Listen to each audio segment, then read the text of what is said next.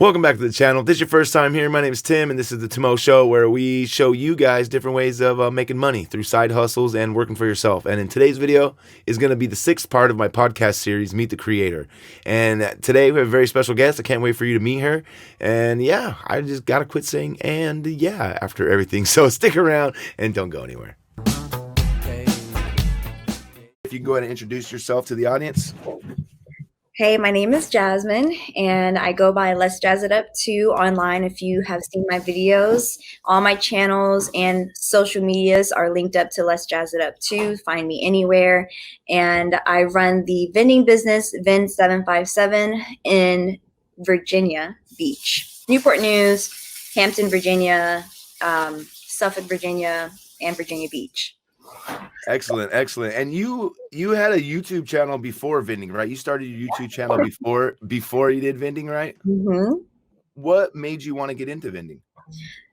So vending is completely different than what I originally started out. I have a whole timeline of different videos on my channel, but what initially led me into it is I'm always looking up different ways to make money, even if I don't choose to do it. So a year and a half prior to actually creating it, I found Brian. Brian. Yes, brain fart early in the morning. I found Brian in the Gumball Machines, and I was very interested. I loved his personality. I got sucked into his videos, and I think I subscribed too. And I was just like, oh wow, this is a great way to make money, but I don't think I'm going to do it right now. I'm just going to clock that into the back of my brain. Don't forget it when times get hard. And I was just thinking that I work from home now. I have nothing to do. I have all this spare time. I'm home. I get done with work at 12 p.m. Everyone else is at work. Where am I going to go? So I decided to create a business to get myself busy, to make more money and pay off debt. And I thought about Brian, went to his videos, and I said, let's do it. And the next day I bought a vending machine. That's great. That's pretty similar to how my story went as well. Like I had made some money on eBay, and I was like, what can I do with this money to kind of roll it back in and kind of create more streams of income? And so I made some money, bought it. I think it was Reyes though. I think Reyes was the first video that I came across, and I was like, hey, I'm going to do this. And I've never looked back. The crazy unexpected thing was I had no idea of how much I would enjoy doing the vending. Did that happen for you too? Yes, I thought it was going to be hard and scary, but I always knew when I start something, I am very passionate and dedicated to it. So I basically enjoy everything I do. But I didn't know it was relaxing. It's very relaxing stocking the machine. Yeah, it is. I think maybe that's some of the allure too online is people, it's just kind of like a repetitive thing, and everything's kind of bright and colorful, right? Because all the brands really design the packaging to be real bright and colorful and look good. So that's why having that snack machine makes for good thumbnails, I think. Yes, with the money. Say let's somebody that's just getting ready to start a vending machine business and they're ready to make that leap, kind of like you and I did. We just kind of made the leap. Is there a big lesson that you could take away from just kind of making the big leap and jumping in that you could help somebody else that's thinking about doing the same thing? I have two. Everyone asks, well, how do I get into the vending business? And I'm like, don't invest $1,000, $2,000, even $700 into it when you're first starting. Start with Gumball. Even if it's just one Gumball machine, start with that because it's only $100, maybe less than $200, and it gets your foot in the door with, do I like a sales job? Do I like cold calling? Do I like walking around having to put myself into people's faces and ask them if I can put something in their store? Some people are not outgoing like that. Some people don't know how to pitch themselves like that. Some people are not a people person, and if you don't have that, then you're not going to be successful in the vending business. So start out with that. Don't invest a lot of money. If you see that you're good at it, now jump into the vending machines. And then the next advice would be check the income statements before you buy a location with the vending machine. Because my first one, I was excited and I just trusted what he said. I still have that vending machine, but it does not make the money that he said it does.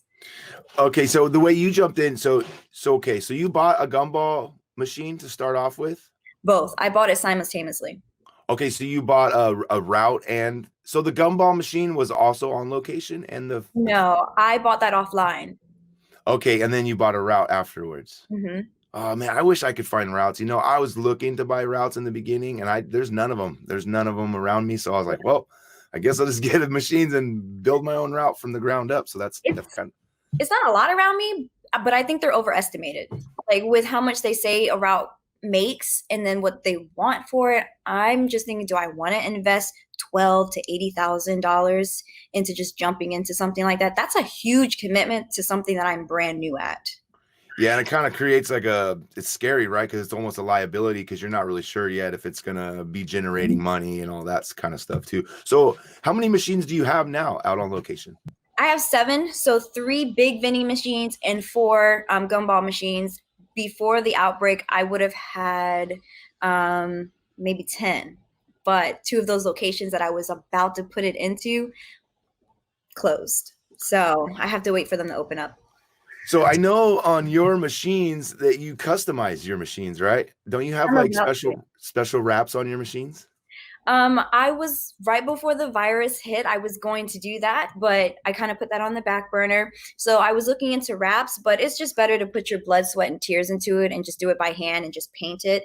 And then if it works out, maybe wrap it. But I like the cheapest route. Just paint it. Yeah, just paint it. I like it. Yeah, they look nice. I haven't had a chance to upgrade any of my machines like that yet. So we're getting close to the end of the video. I wanted to ask you one more question. What's your motivation? And do you ever get discouraged and need to like draw from that motivation? Honestly, money is my motivation. I mean, who doesn't like money? My zodiac sign is all money driven, unfortunately. So I'm always looking for a new and better way to make money and to pay off debt. So once I see that something sells, even if it's 75 cents, I am ecstatic. I'm elated. I'm happy. I'm like, I just became a millionaire. I made 75 cents. And it just keeps me going to see that I'm making connections with people.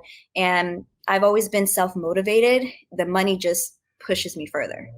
So it sounds like the money is maybe the catalyst, but I think from listening to what you say, it seems like just progress, like seeing something work is kind of probably the motivation, right? I think money is like a benefit of that.